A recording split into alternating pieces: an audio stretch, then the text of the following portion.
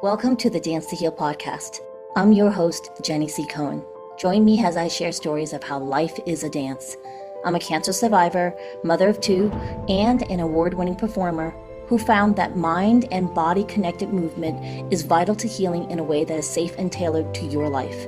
I created Dance to Heal Wellness featuring the Spotlight Confidence Formula and also authored the best-selling award-winning book, Outside In Recovery, Dancing My Way Back to Myself After Breast Cancer. I will bring new ways to help you on your dance journey and healing path. Are you ready to move? Dance to Heal starts now. Hello and welcome to the Dance to Heal podcast. I'm Jenny C. Cohen, and it is my utmost pleasure to welcome Kelly Fae Wilson, Kelly Fae, F-A-E Wilson, today to our podcast. Now, Kelly is an award-winning author who writes genre-blending romantic sci-fi and fantasy with the goal of gifting the reader hope. She also performs and teaches Arabic dance with the same goal. Outside of writing and dancing, you can find her playing with fairies, helping her husband care for their plethora of funky pets, or instigating a food fight at the dinner table. You can find her at kellyfaewilson.com. That's KELLYFAEWILSON.com. Welcome, Kelly. Thank you, Jenny. I'm so excited to be here with you.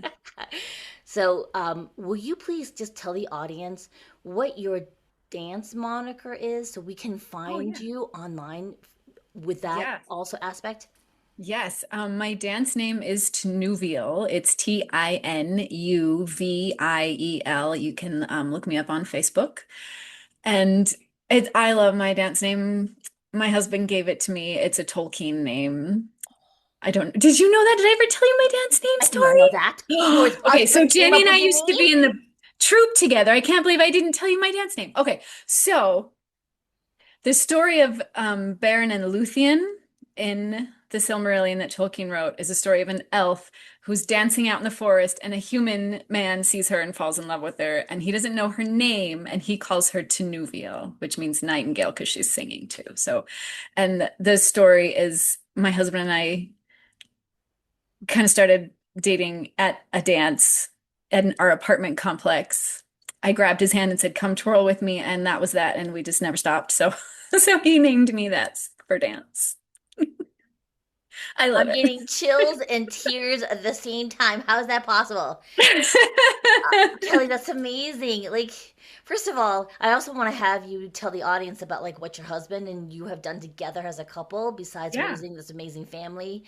And this story, I never knew the origin of your name because most of the time in the dance community, we're gifted our names by like a female mentoring mother figure, and I never had that, so I know myself. And we're always cautioned so audience members in the dance world, because we borrow from Arabic culture, we're told to be very careful your name choice, because sometimes it can mean something different from what we intended it. And you also want to make sure that it is the meaning you want it to be intended. If it's a similar word in different languages, so you have to cross-reference, right? Yeah. We've had girlfriends who like accidentally named themselves like Fog or less complimentary words. Oh dear. Dear, yeah. I love the story. All right, so have you podcasted before? That came up in our conversation. Yeah. So my husband and I actually did a podcast together called Aquarimax Pets for 8 years. I think we had like over 300 episodes or something. It's funny because I've just guested on his YouTube channel now, where we were kind of going over my role in his current Aquarimax with his followers now. But we had that podcast for I think it was 2008 that we started it, about to 2016, and then he transitioned to YouTube more. And it was funny because in real life, he's the funny one. He's the comic relief, and I'm the like, okay, no, we actually have to get things done. But on this it was an aquarium pets podcast, and he was the one with the answers. So we kind of flipped, and he was the straight guy with all the answers, and I was the plucky comic relief. So that was different. Yeah, but it was a lot of fun. When he transitioned into YouTube, he's like, "You want to come do the YouTube with me?" And I'm like, "There's no way I'm putting makeup on and filming every week." The podcast was Oh, So I took I was like, I want to hear if you were the comic relief in the background while he's trying to do a serious talking and setting up on his. yeah. Yeah, I was a goofball, but so yeah, when he moved over to YouTube, I purposely did all the backstage stuff and help him with his business that way, but it was a lot of fun. And what is the name of your husband's YouTube It channel? is Aquarimax Pets, How do and you it's spell that? like Aqua, Aquarimax Pets, because his middle name is Max. So instead of aquarium, it's Aquarimax. So Like that. I like yeah, that play on words. it's cute. And you recently published a book, did you not, Kelly? I did, and I'm so excited about it. It's been quite a few years coming. It's called Tanked, and it's an adventure romance. Like if you liked The Lost City with Sandra Bullock or and Hmm. Channing Tatum, or like The Fall Guy with Emily Blunt and Ryan Gosling, it's those kind of vibes, but with superheroes. Ooh, that's just to launch, didn't it, Kelly? It did. September 13th was our launch, so it's 10 days. It's been out like 10 days as of when we're recording this. So, Wow. So, audience members, you can get that book at the Amazon link that is on Kelly's website. That is at Kelly Fae, Fae Wilson.com, Wilson. And, we first talked about how life is art, right? mhm. Or all of art is storytelling. All If you art is flip it. storytelling. Yeah. So, explain to us what you mean by that particular phrase. Yeah, I love this. It's coming from dance and then getting into writing. It's been so fun to see how they inform each other, how my dance background influenced how I started writing and how learning more about writing changed the way that I dance. Any form of art that you look at that is effective art is telling a story. It doesn't matter if it's a vase or a painting or a novel or, performance art. We get drawn into it because there's a story in it and a story behind it. And that's what humans really get drawn to. That's how we learn the best is through stories. And you know, I think sometimes when we say, oh, this piece has no soul in it, it's because they didn't put a story in it. Do you know what I mean? That's brilliant. I love that observation. For me, it's even certain dance performances, right? I don't Mhm. feel anything. I mean, it's pretty to look at, and I know the dancer worked very hard practicing the steps. And when there's no story associated with that performance, I'm enjoying it, and then I don't feel any different afterwards. If that makes any sense. Yeah, it doesn't change you.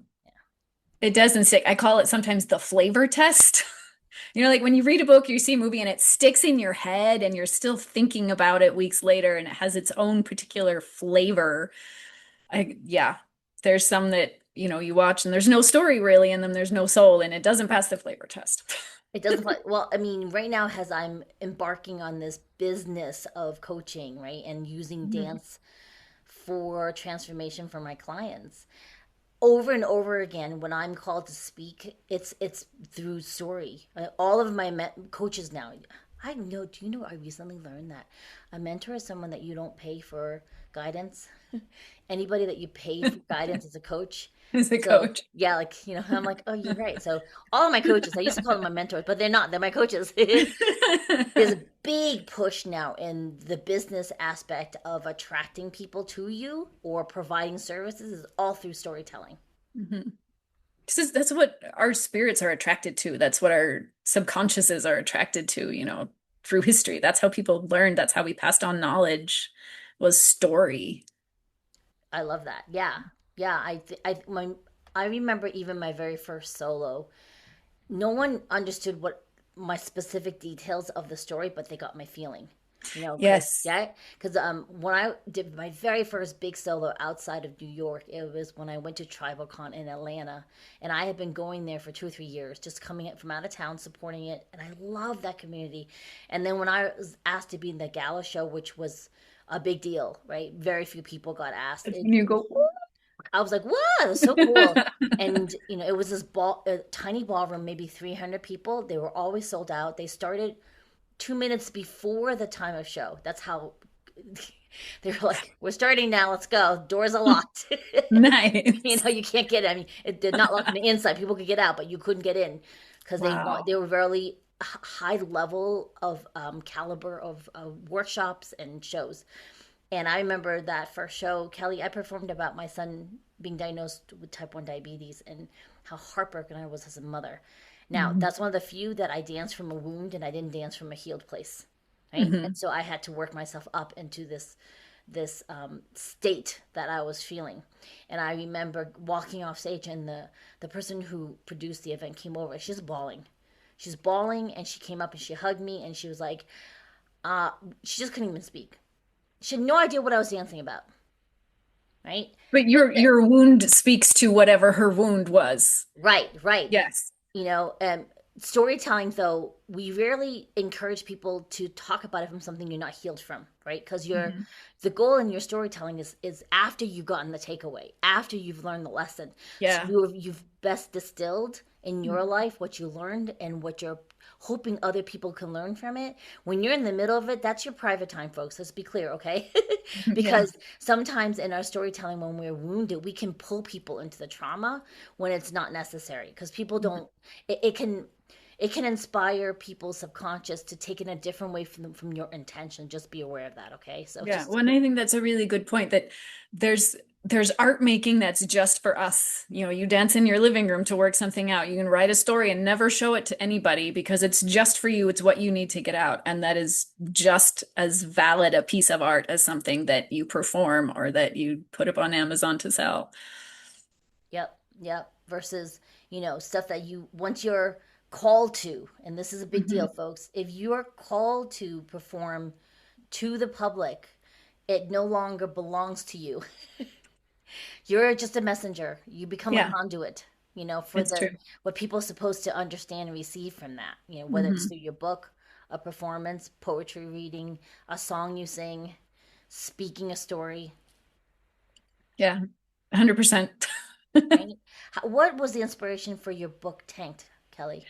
This particular one, I feel like all of my books have come from different places, but this one, I was waking up one morning and your brain's in that place where it plays, but you're not quite all the way awake. And it was a little tail end of a dream, and it was just this image of these two opposite characters where this one was really physically strong, but very very tender and kind of broken on the inside, and the other one physically had all these health issues, but on the inside was really strong and had a very strong sense of self. And I got out of bed and I grabbed my notebook and I wrote the first scene,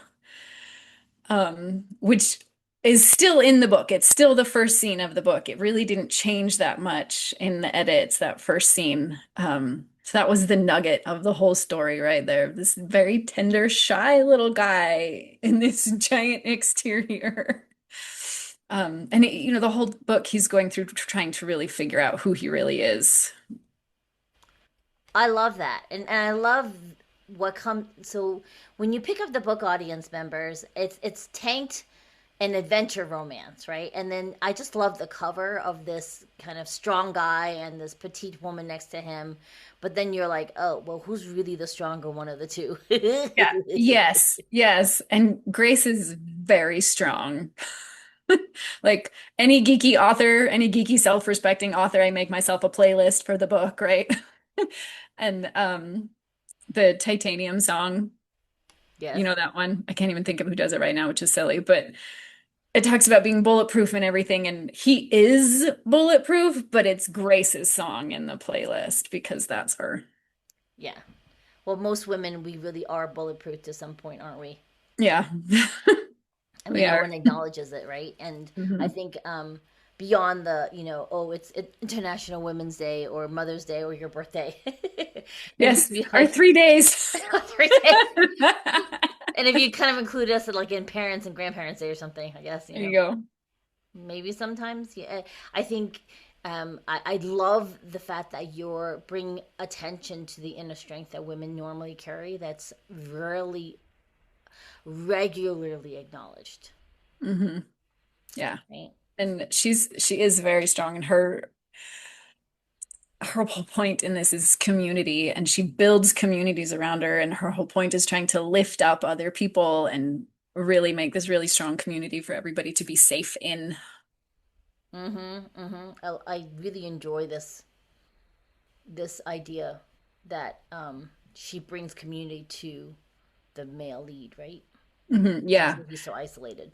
he is. And in the story, world building wise, he even is in this world. It's our world, but superheroes are a known thing. Yeah. They're fairly recent, but there's been legislation passed, like federal legislation called the Anti-Vigilante Act, where superheroes are required to work through a licensed manager as like their liaison with law enforcement. So they can't just go out and, be a superhero on their own. And one of the stipulations in this legislation is no quote unquote team ups, to borrow superhero lingo. Yeah. Avengers, right? There's no Justice League, there's no Avengers. You're working on your own with your manager. And it is very isolating, which is something that they deal with in the book as well, of how we do need community and we do need to be able to work with other people. That's ingenious way of telling the world through storytelling, Thank Kelly. you. Yeah, because we can't heal. You cannot heal in isolation. Sorry, folks. Mm-mm. A monk.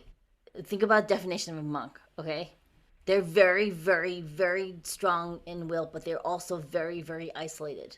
They're Hmm. not. They're not finding their higher selves in a community. So they're kind of healing in isolation. I don't even say they would be healed. They're ascending to another level, but I don't know if they're healed. Hmm. They're strong in their mindset that transcends their physical needs. Most of us will never take that path. Right. So if we're in isolation in communities that are there for you, you're really literally cutting yourself off from your own healing. Yeah.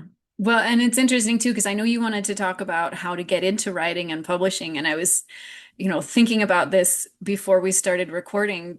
People think of writing as a very isolated act. It's you there with your computer, your laptop, your notebook, nose in your pages, writing and everything. And so much of it is your own work, but it's really so much less isolated than we think. If you look at really successful authors, really good writers, they have teams, they have writing groups, they have beta readers, they have their editors, they have like writing is really a collaborative process.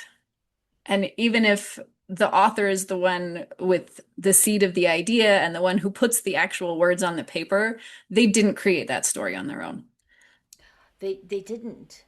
They didn't. I mean, when I wrote my book, what do I call it?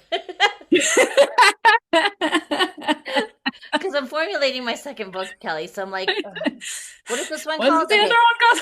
this That's is okay. It's a very relatable moment. so when I wrote my book about my recovery, my very immediate recovery after breast cancer, outside in recovery, dancing my way back to myself after breast cancer. Which was beautiful, and I loved it, by the Thank you, way. Kelly. Thank you. Mhm. It was born of just the stories of what had happened in my life that led to the point of cancer, getting through treatment, and then trying to pick my pieces back together again, right? So, and I remember the publisher that helped me, the team of people they put together, the editor, the person who came up with the cover, Mhm. another editor, and it was pretty interesting to not feel like I was completely by myself. Is the best way for a person to start writing besides writing, folks, we got to do that, okay? Like, Yeah. what's NaNoWriMo stand for? Because we did that whole is It's November. National Novel Writing Month. The actual organization, to my knowledge, is no more. Okay, it's November. But you can pick a month in the year and just do it. And there are actually quite a few writing groups that are like, hey, we're gonna just do it our own selves this month. So it's still alive in some form. Yes, yes. So you can do a Google search for that, audience members, because I remember my kids. who were young teens at the time, and I participating in NaNoWriMo a couple of years in a row, where we committed to writing a certain number of days per month. Like, I'm sorry, every day of that month. So certain number of words. Certain Oh number my of God. words. Oh Yeah. my God. That's I'm okay. gonna give myself grace because I am bilingual, so like You're awesome. I'm You're watching too many awesome. like C drama, so like I'm watching everything in Mandarin and then trying to speak English. I grew up in the States. All right, so if you set yourself even to start with a week where every day you write about 2 to 5,000 words about some Mhm. thought, and then start to see if there's a correlating theme around that. That could be a way to try. What's another way they could try to just start writing? Thanks for listening to the Dance to Heal podcast with Jenny C. Cohen. Come back next time to hear stories of inspiring triumph and learn more ways that you can heal yourself. To work with me and continue your journey, visit danceandheal.com. Are you ready to move?